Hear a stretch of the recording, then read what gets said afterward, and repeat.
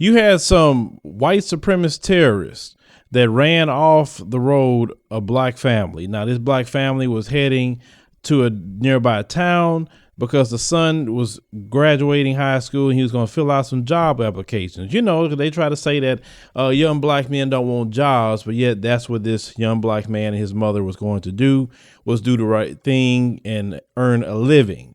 Now, they chased him off of the road, got out, start beating the car, but I want you to hear the details of this story.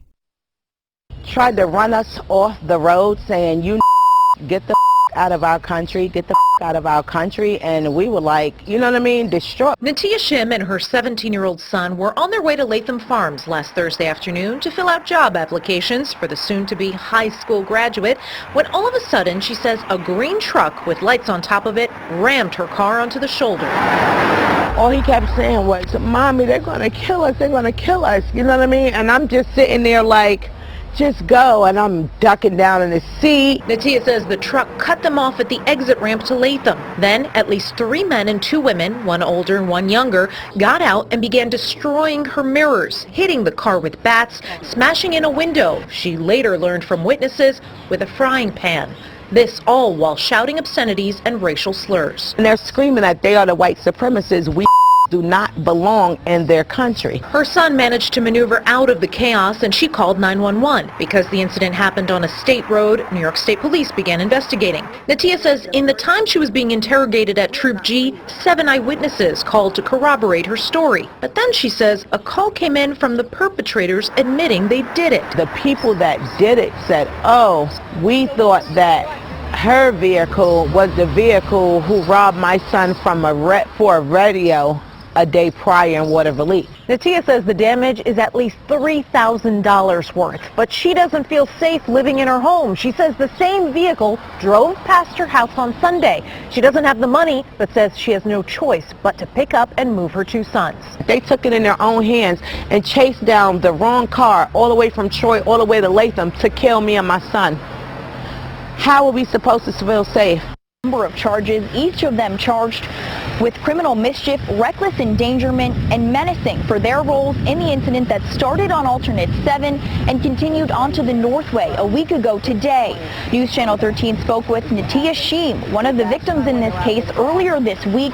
Shim says she and her son were headed to Latham to fill out job applications when a truck cut them off at the exit ramp to Latham.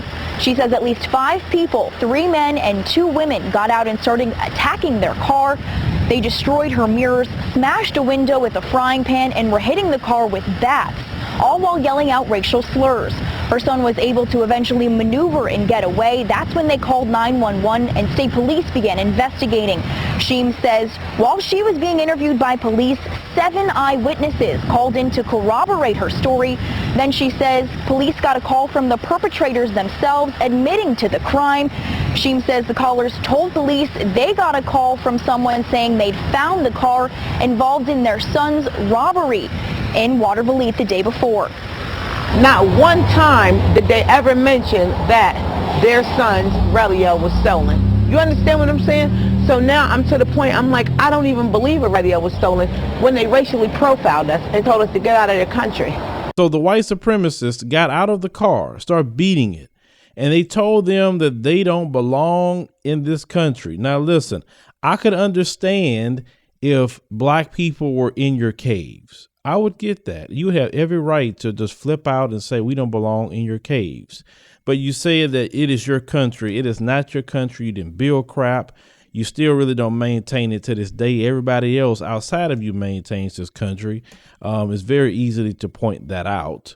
But that's just neither here nor there. I just wish they had a particular island they could drop off people like them and let them just do their thing. But unfortunately, you have them running around society. Now, did you hear the BS charges that was given to them? Now, could you imagine 5 black people running off the road a white woman and her son that was going to do the same thing? Could you imagine the charges? It would be attempted murder, aggravated assault. It would have been reckless driving. It would have been all kind of charges. I mean, they probably would have had 40 charges each or something.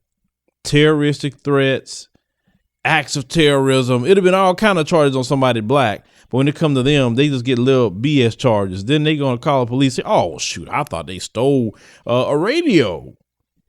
That's a lie, and you know that's a lie. They was trying to sit there and terrorize some black people. My thing is, what the young brother should have did is just punched that gas and ran over they behind. That's exactly what I would have did. You inside of a car, that's a weapon. Run them over. You had eyewitnesses anyway. They was attacking you. You don't know what they were going to do to you. My thing is this. We as black people must train every day. We must think about training. We're going to have to train in self-defense. We're going to have to train in certain areas how to drive. We're going to have to pay attention to who's following us, who's telling us.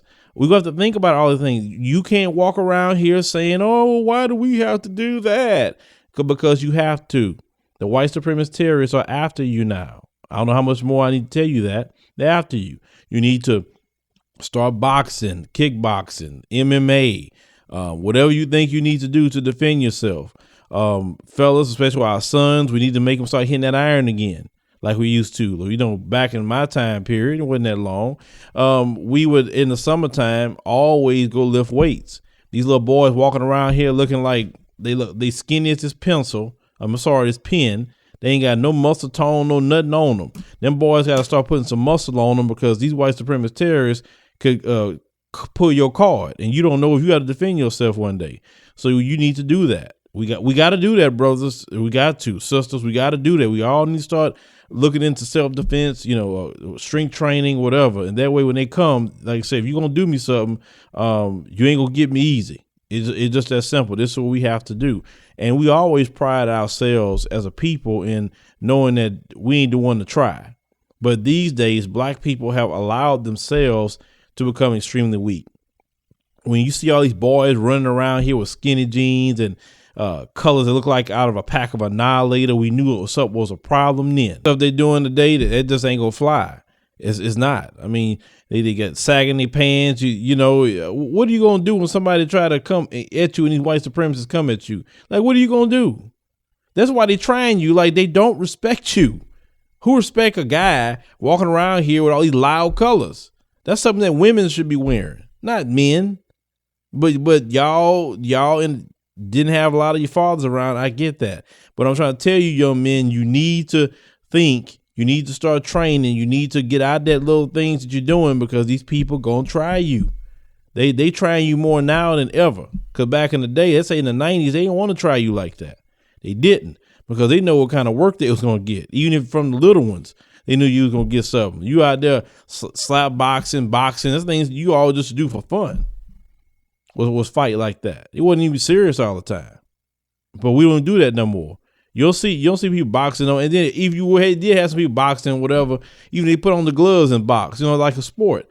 These folks try to stop that. So you can't, try to toughen your boys up. Then you got females like the other day I heard Amber Rose when she talking about her son. Oh well, my son, if he want to express himself, he can. He needs to have feelings, and then but he said his dad, Wiz Khalifa, was telling him, man up, which that's what we tell our sons, to man up.